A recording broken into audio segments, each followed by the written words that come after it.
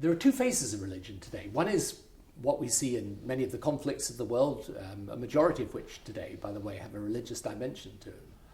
And the other is in the work that, for example, the church does in Africa, where it provides around 40% of the healthcare, where religious groups provide help for disabled people, for people who are terminally ill, for people with serious diseases all over the world, and do it with selfless sacrifice. So you've got these two faces of faith. Now, some people take the view, including many people I know, that, well, the best thing is to take religion out of everything. But you won't take religion out of everything. I mean, religion's there, it's a fact. Faith is a fact. And many people are motivated to do immense good by their faith. So the question is, how do we encourage that face of faith, and how do we diminish the notion of conflict based on religion? And that's where the work of my foundation is important. You know, for a lot of us who are brought up with religion, it can often seem just a piece of heritage, a piece of tradition, something you do because that's what people do. You go, you know, in my case, you go to church. For it to come alive in the sense that it reaches into your heart and changes the way that you think about life and think about your purpose in life, that is what I mean by coming alive. I think if you are someone of faith, it's a determining factor in your life. I mean, it's it's intrinsic to who you are, which is not to say I ever pretend to be any better than anyone else or someone who's not of faith, because that's not what it's about. But it's something that motivates me hugely. You know, I always say to people, the thing that your faith can do is give you strength. Unfortunately, it can't tell you the right answer. So, you know, that you've got to work out, in a sense, on your own. So it can bring you certainly spiritual consolation, but it can't determine your policy, because life's not like that, I'm afraid.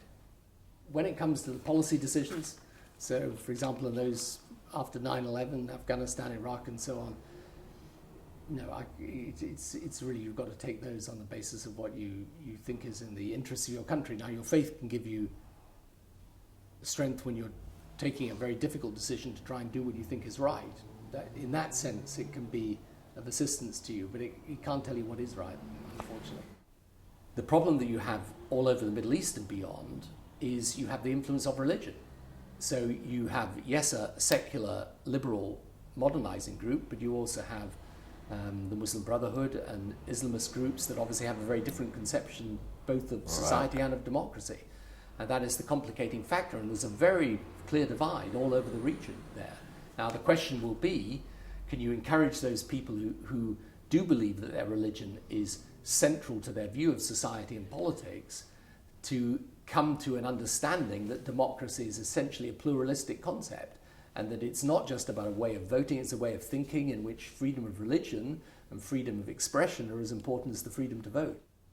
Wherever you look in the world today, not just out in the Middle East, but if you take Pakistan or Iran, or you go down into Africa and look at what's been happening in Nigeria, Somalia, Sudan, where you actually had a division of the country around this issue of religion. The fact is, in a world in which people are being pushed together by globalization, and in which they're forced to mix across the faith divide and across cultures in a way there's never before, then the choice is very clear. You either create the circumstances in which people of different faiths can live together, learn from each other, learn the notions of peaceful coexistence, or alternatively, you are condemned to a clash of civilizations or cultures in which religion becomes associated with violence, with conflict, and with division. Now, that is, I think, probably the biggest question of our time, actually. I mean, there are all sorts of individual issues like the Euro crisis and so on that will in time pass, but if you look at the 21st century, it's not political ideology that's going to disrupt us, but it could well be religious or cultural ideology, and that's why the concept of people across the faiths working together is so vital and so fundamental to a peaceful and successful 21st century.